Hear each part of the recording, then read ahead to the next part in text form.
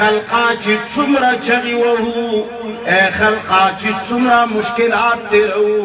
اے خلقا چی څومره پدی جلسو باندې توانونه کیږي دا صرف اور صرف دې د پاره چې د دې خلقو تعلق چا سره جوړ شي دا خلق څوک ومني دا خلق د چا د صفاتو نه خبردار شي او د الله د پیژندلو ټولو نه اعلی کتاب کم یو دی لږ په زور ووایه لوی کتاب کم یو دی پیغمبر علیه السلام ته لویه مرتبه او مقام د څه شي په وجه ملاو دی مکې ته لوی مقام و مرتبه د څه شي په وجه ملاو ده مدینې منورې ته لوی مقام و نامه د څه شي په وجه ملاو ده کم کم ځای کې چې د قرآن کریم آیاتونه نازل شوي دي په ایمان ووایه ستا زړه نن د هغو ځایونو د زیارت دپاره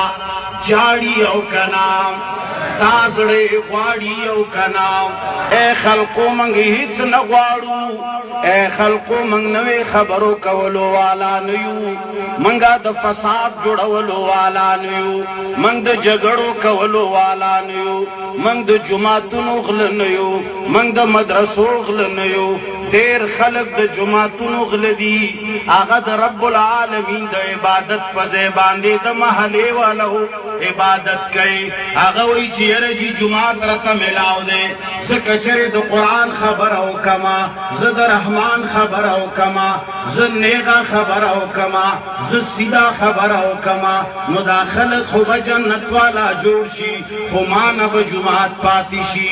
یو طرف ته جماعت پاتې کېدل دي بل طرف ته دین خرابېدل دي نو هغه زړه کې ووایي چې دین به خپل کار کوي که دا خلک جنت ته ځي او که جهنم ته ځي زموږ دې سره تعلق نشته خو بس چې غوړه روټۍ وي او زما ګوتې پکې وي او زه دې جومات کې ومه او بس دا چندي وي او دا تنخواګانې وي منگا چې کم ځای ته لاړ شو منگا ټولو ناول د الله جل جلاله د وحدانیت خبره کوو د قرآن کریم د تعلق خبره کوو تاسو ډېرو خلکو غلط فهمیانې ستاسو ذهنونو ته اچولې موږ وایو چې د الله بندګانو ټیک دی موږ پسې به دې ردې ووایې خیر دی موږ پسې کنځلې وکړې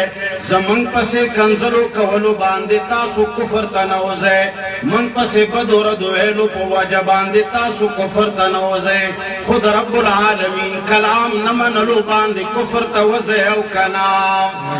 د قرآن کریم په باره کې شک کولو جهنم ته رسېږئ او که نه موږ وایو چې خلقه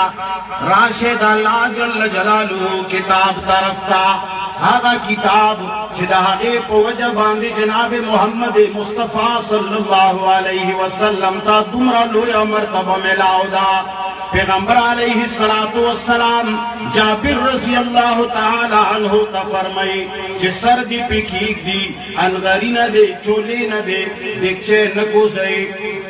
لخکر ته دې روټۍ اچوي ټول لخکر ته رزق رسولو والا څوک دی دیګچي کې برکت اچولو والا څوک دی اے خلقه زموږ دا ایمان دی چې پیغمبر هم د برکتونو مالک اے خلقه پیغمبر هم د مالک د برکتونو مالک او خالق څوک دی الله دی بس چې کله دې الله جل جلاله توحید او عقیده جوړ کړه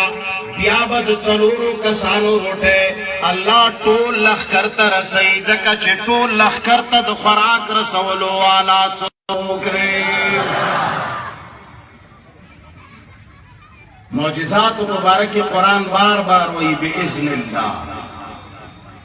چې معجزه ښکاره کوي د چا په حکم ښکاره کېږي